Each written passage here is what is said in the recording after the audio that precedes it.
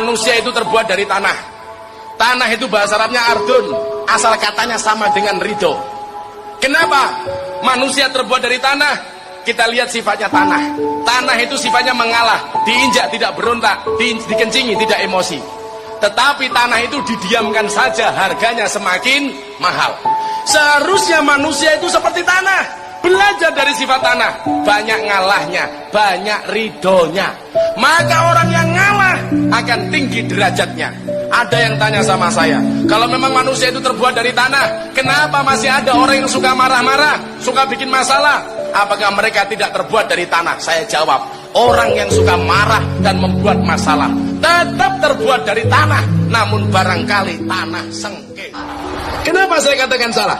Kalau cinta itu dari mata turun ke hati, berarti kalian semua tidak akan pernah cinta kepada Allah. Kenapa? Karena matamu tidak pernah melihat Allah. Kalau cinta itu dari mata turun ke hati, berarti kamu tidak akan pernah cinta dengan Rasulullah. Kenapa? Karena matamu tidak pernah melihat Rasulullah. Kalau cinta itu dari mata turun ke hati, berarti orang buta itu tidak akan pernah bisa merasakan indahnya cinta. Kenapa? Karena orang buta tidak pernah melihat pasangannya. Maka yang benar itu cinta dari hati naik ke mata. Kalau hatinya sudah cinta, seburuk apapun yang dicintainya akan terlihat indah di matanya. Masa. Wahai Allah, ampuni semua kezaliman kami kepada orang tua. Ampuni semua kedurhakaan kami. Ampuni kami sering banyak mengecewakan dan melukai hati orang tua. Kami mohon golongkan kami jadi anak yang soleh, solehah, hafiz, hafizah. Jadikan sisa umur ini jadi anak yang berbakti, ya Allah, yang bisa menjadi jalan kebahagiaan. Laki-laki wajib ke masjid. Ke masjid, gentle, laki-laki. Sok, ada klub RX King, ada klub Jupiter MX, ada klub Scorpio, ada klub Tiger, ada klub apapun klub motor yang kau miliki. Tapi ketika ke masjid, datang konvoy ke masjid, gegeberan ke masjid, itu masalah. Cobaan. Gegeberan naik motor ke masjid, nabrak truk semen, syahid insya Allah. Tapi gegeberan naik motor jengka bogona, nabrak truk semen, hina. Gegeberan, wet, nabrak truk semen, juga. Ih, so sweet ya matinya, lain so sweet. Yang nanti ditanya di kubur, man rabbuka, siapa Tuhanmu? Allah. Siapa nabimu? Rasulullah Muhammad SAW. Apa yang kemudian jadi pegangan bagimu? Al-Quran, As-Sunnah. Maka kemudian kita akan selamat. Ima ditanya, man rabbuka, apa ya? Digendil. Apakah orang yang minum itu nggak punya iman? Punya, tapi tipis karena masih mau minum. Apakah orang begini nggak punya iman? Punya, tapi ketebalan iman itu kan beda-beda, Mas. Maka saya sampaikan kepada mereka, setan tidak mencuri hartamu, setan tidak mencuri rumahmu, tidak mencuri mobilmu, tapi setan senantiasa mengintai imanmu, dan setan berusaha mencuri imanmu. Kenapa? Karena setan tahu harta yang paling berharga dimiliki oleh seorang mukmin adalah iman.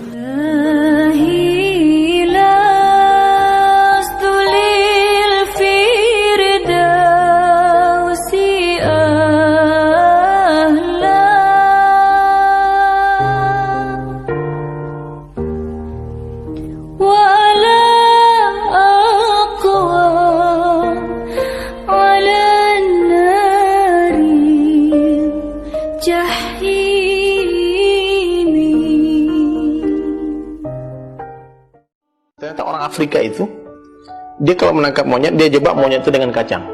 Jadi kacang itu dimasukin ke sebuah botol ataupun di sebuah lubang, di dalamnya ada ruangan di bebatuan. Lubang itu hanya bisa dimasuki oleh tangannya monyet untuk mengambil kacang-kacangan itu, atau di dalam botol yang berat tadi. Maka setiap monyet yang datang ke botol tadi dimasuki tangannya, diambil itu kacang-kacangan. Dan selalu itu kacang diambil sebanyak mungkin, dan dia nggak bisa tarik tangannya keluar. Sebetulnya kalau dia mau lepaskan itu kacang, dia bisa selamat. Tapi hampir semua monyet, dia nggak mau berpisah dengan kacang itu. Dia teriak-teriak, akhirnya ditangkap. Coba kalau si monyet tadi nggak serakah, dia ambil itu kacang satu-satu, aman dia, selamat. Jadi sekarang ada kalanya kita lepaskan itu dunia di tangan kita. Jangan takut. Kalau harta rezeki ya Allah telah tuliskan, tidak akan mati seorang manusia, kata Rasulullah SAW, sebelum Allah sempurnakan seluruh rezekinya. Jadi kalau ada nih orang sudah dijatah sama Allah makan 5.000 liter beras selama hidupnya. Waktu itu dia sudah makan 4.999 liter. Dia naik pesawat, jatuh ke pesawat. Wallahi ini orang nggak akan mati. Kenapa? Karena masih ada 1 liter beras yang belum dia makan. Karena kata Rasulullah SAW, tidak akan mati satu orang, dan Nabi tidak pernah berdusta. Sesungguhnya rezeki itu mengejar kalian seperti maut mengejar kalian. Makanya orang yang mengenal itu hakikat rezeki, dunia dan sebagainya, dia tidak akan khawatir. Dia tahu dunia itu akan datang. Kalau udah takdir tidak akan tertukar rezeki, jodoh, maut. Perintah Allah kerja saja, tapi nggak ada hubungannya rezeki dengan pekerjaan, nggak ada hubungannya. Kalau ada hubungan rezeki dengan pekerjaan, maka orang yang kerja keras duitnya banyak. Nggak ada hubungannya. Rezeki itu hubungannya dengan Allah. Kalau Allah mau kasih rezeki, Allah mampu memberi kita rezeki dengan bekerja atau tanpa bekerja. Yakin uang bisa mendatangkan manfaat, itu syirik. Yakinlah Allah yang mendatangkan mobil, Allah yang mendatangkan uang, mendatangkan rumah dengan uang atau tanpa uang. Allah mampu membahagiakan kita semua dengan rumah atau tanpa rumah, dengan mobil atau tanpa mobil, dengan kendaraan atau tanpa kendaraan, dengan benda-benda atau tanpa benda-benda, dengan jabatan atau tanpa jabatan. Ini makna dari kalimat la ilaha illallah. Kau yang dibohongi, suruh beli masker, suruh beli jahe merah, se-Indonesia jahe entek. Masker habis, harga masker 1 dus 2 juta. Ini orang gila. Jangan takut, takutlah sama Allah. Kenapa kalian takut dengan corona? Tidak pernah memikirkan takut kepada Allah Subhanahu wa ta'ala. Apa yang membuat kamu mengidolakan mereka? Apakah karena tampan? Kalau hanya sekedar tampan, Nabi Yusuf lebih tampan daripada opa Koreamu. Bahkan ada yang sampai teriris jarinya karena saking tampannya Nabi Yusuf. Atau karena suaranya yang merdu. Kalau hanya suaranya yang merdu, suara Bilal lebih merdu daripada opa Koreamu itu. Sis, apa yang kamu harapkan dari mereka? Apakah pantas seorang muslimah mengidolakan seseorang yang dengan Allah saja dia tidak tahu? Pak, kenapa ini terlahir di keluarga miskin, Pak? Ke kampus cuma bawa motor butut. Teman-teman pada bawa mobil, bajunya keren-keren. Ini malu, Pak. Jadi anak nggak ada bersyukurnya sekali nih. Apa sih yang lu mau sombongin di dunia ini? Rumah megah, kendaraan mewah, apa pakaian yang keren-keren? Lu harus inget, Will, kendaraan mewah terakhir lu di dunia ini cuma keranda. Rumah megah yang lu sombongin pada akhirnya cuma tanah ukuran 2 kali 1 meter, Will. Pakaian keren yang lu mau pamerin cuma kain kafan, Will. Jadi apa yang lu mau sombongin? Maaf Pak, Bapak ini siapa ya? Iya Pak, Bapak ini siapa ya? Kami bingung diajak ke sini. Sebenarnya ada apa ya Pak? Bu, saya punya uang 2.500.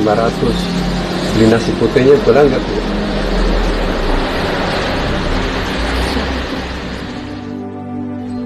Saya punya uang 2.500 Bu. Bisa beli nasi putihnya? Beli nasinya lagi 1.000. Boleh nggak? Buat bekal sekolah. Ya Allah nak, ternyata kamu nak udah sukses ya. Kebesaran-Mu ya Allah, kasih sayang dan rahmat-Mu, dalam sadarku terlupa mengucap.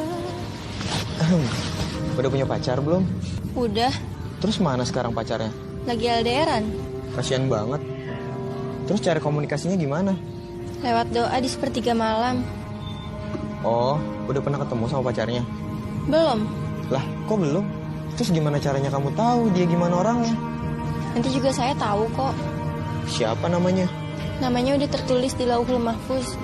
Lah, itu mah kamu namanya belum punya pasangan. Kata siapa? Punya kok. Cuma kita belum dipertemukan aja sama Allah. Masing-masing manusia di muka bumi ini tuh udah punya pasangannya masing-masing. Gak ada yang jomblo. Cuma kita lagi LDRan aja. Nanti kalau ada waktunya juga pasti dipertemukan kok sama Allah lewat skenario-nya. Tugas kita sekarang tuh hanya memperbaiki diri lebih baik untuk bertemu dengannya. Mabuk, minum alkohol. Ada orang lewat pengajian, mbaknya ini bilang mereka luar biasa, dekat dengan Allah sementara kami banyak dosa. Yang menjadi persoalan itu apa? Biasanya orang yang banyak dosa itu bisa menghormati orang yang baik.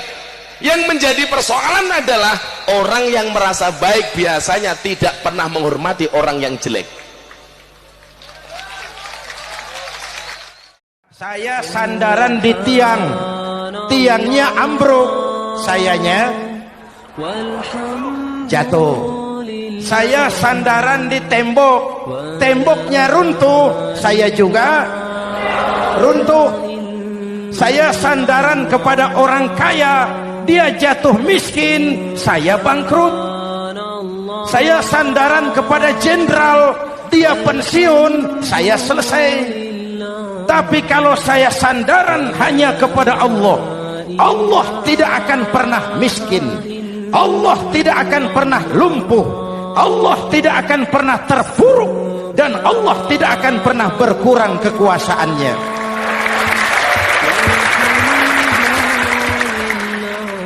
Maka umat Islam, sesulit apapun zaman yang kita hadapi, Allah juga tempat kita bersandar.